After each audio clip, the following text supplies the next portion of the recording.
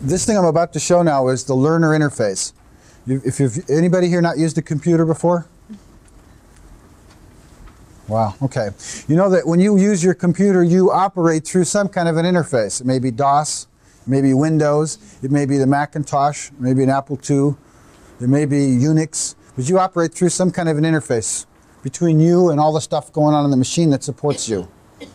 One of the things that we did was say, forget about all of that stuff. Let's suppose that rather than think about how to make a DOS-based learning environment or a Mac-based learning environment, we threw it all out and said, how do we make a learning environment? How do we make an environment whose principal reason for being is to have the qualities we've been describing all day? To be responsive enough in real time to the fluctuations, the needs of learners, so as to be able to help them follow through and instrument them. That was our primary goal. And that we could do it in addition to having the general qualities of that it would be something that would become pervasive. Because we're not interested in stretching the envelope. We're not interested in building a piece of software that runs on a $5,000 box or a $7,000 box or even a $3,000 box. We're interested in running on everybody's television sets, on Nintendo machines, Sega devices, Apple IIs, IBMs of the earliest ilk, Apple IIs, Macintoshes. So imagine what we're talking then is a general learner interface that's capable of being, once you used it on any one machine, you know how to use it on any other machine. And that its fundamental and purpose was, like I mentioned earlier about a Nautilus machine, an environment in which I could learn to exercise my capacities for learning and how I participate in them. Okay, let's take a look at it. There's a whole bunch of technologies associated with our project. I can only show you a little bit. I can only show you a little bit of the little bit I can show you. But this is the learner interface. Yes, thank you, Margaret. Forget that. I won't forget that. And I'm still not going to lose Copernicus either.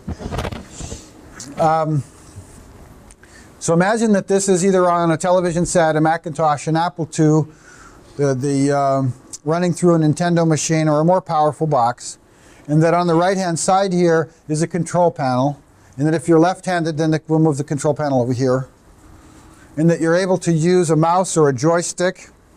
Or on the tablet that's like an Etch-a-Sketch that you hold in your hands, you do this with your thumb. And that with these simple controls, you can control the learning experience that will go into any subject matter any way you want to.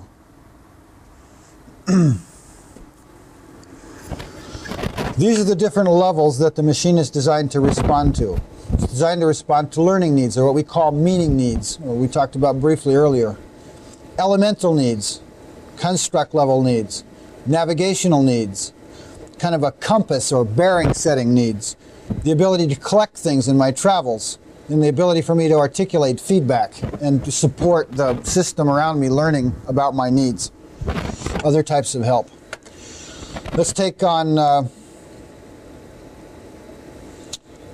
let me jump to a point and actually show this system running for a minute.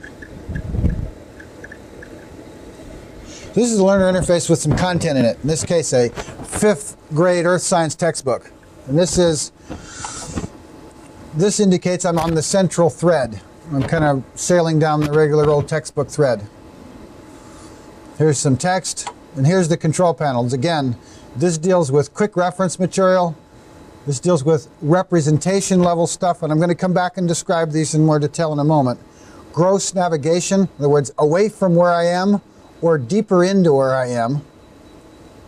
A compass for adjusting my bearings, a collector's case, and a sequential control if I just want to go to the equivalent of the next page. So I click on a word, it highlights right away. Notice that my pointer here is a question mark in a magnifying glass. When I clicked on it, this fired. When I click on it, a little menu drops that shows me what kind of support I have available. Dictionary or encyclopedia. I chose the encyclopedia. Immediately the system split its screens and an encyclopedia popped into the bottom. I can choose to make the encyclopedia screen the full screen, put it back, scroll through it, or say, no, I've seen enough, and be flagged as to where I left it and continue.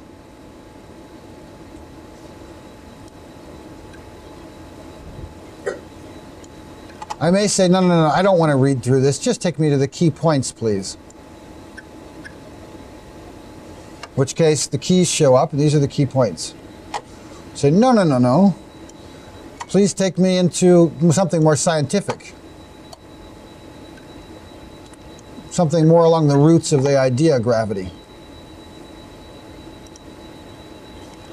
A simulation. Let me see a simulation. And please don't crash.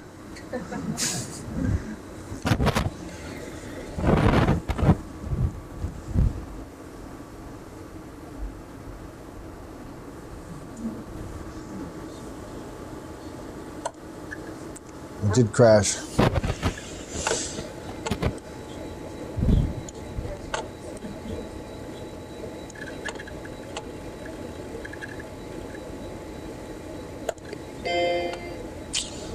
Well, while it's waking back up again. This is a loaner machine. You know how those are, huh? We're happy to have it. Yeah. I don't want to take anything away from that. Very happy to have it. So what I was just showing you then is this portal, right? This kind of magic window that's designed to run on many different platforms, and it's fundamentally designed to respond to a learner's learning needs, or what at another level I call meaning needs. The moment-by-moment fluctuations of what they need more meaning about.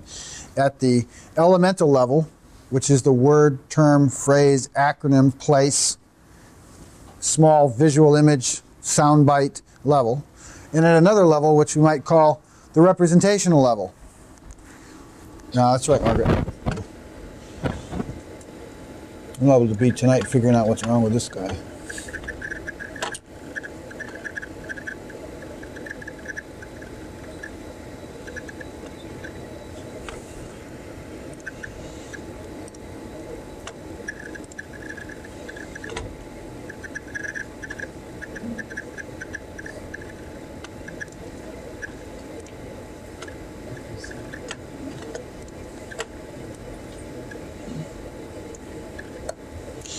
This system is designed, now I'm going to go look at the personalities in this case that contributed to the story of gravity. Go ahead. I forgot you didn't see what I just did. Let me back up. I'm back at the central thread, right? So, look, I don't have a problem with the words and terms. I understand that you can help me with those, right? I've seen the dictionary on gravity. It didn't help me. I get the words, but I don't get what they mean altogether. This doesn't work for me. I don't think this way. So I want to see something that's more like a story. I want to see the story of the people that developed this theory about gravity. So maybe I want to find out about Aristotle or Galileo or Einstein. So I say, okay, let me find out about Einstein. Notice as soon as I click on it, this says I got something that can help me. I click on it. Notice it's changed since the last time we looked at it. Every time this uniquely reflects what's actually available, not what might be available. So I say there's a biography. Let me find out about Einstein.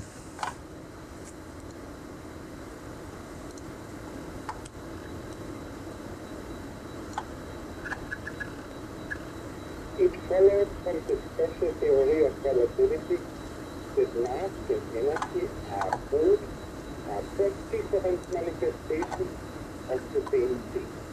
A somewhat unfamiliar conception for the average mind. Did you hear Einstein's voice? It was kind of too faint back there, huh? So, I mean, that doesn't work. I guess that's the best. Looks real good here. And so on. I click back here and it just clears it all and flags me that's where I was.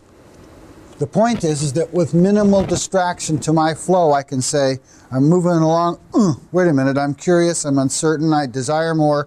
I can jump right through it, find out what's immediately available to support me, travel into what's available to support me, say I've seen enough whenever I want, and quickly return to where I was and continue.